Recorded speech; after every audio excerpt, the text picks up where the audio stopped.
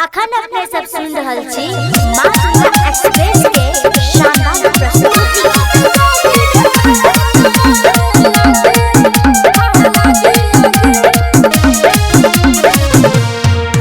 अरे पी के आए हैं दारू, जी भर के खेलेंगे होली। करो की माना ए भौजी, पिचकारी से चलेगा गोली।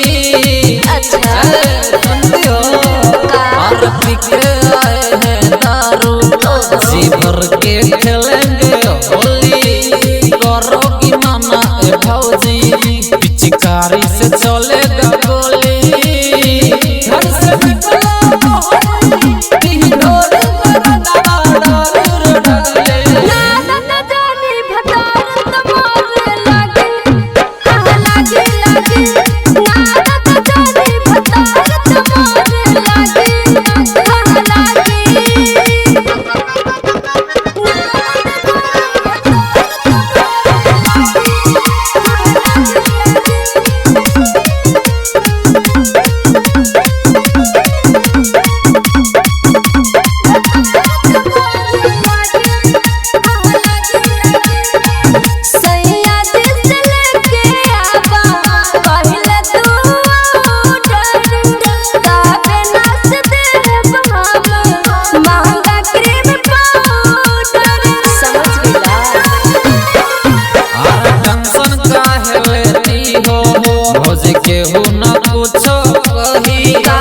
भैया के चक्कर में हमर पिचकारी के रंग सब बही।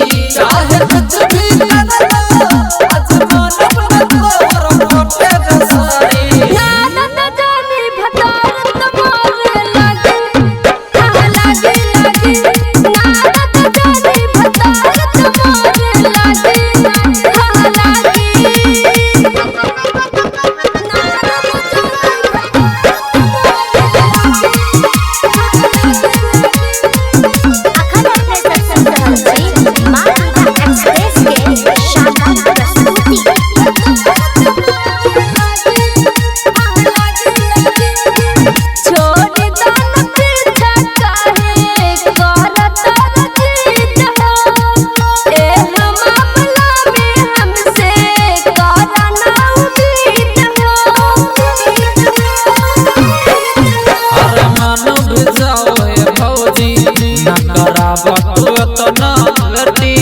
जग सुंदर सुन सिंगल बाटे कहीं ना कर सटी।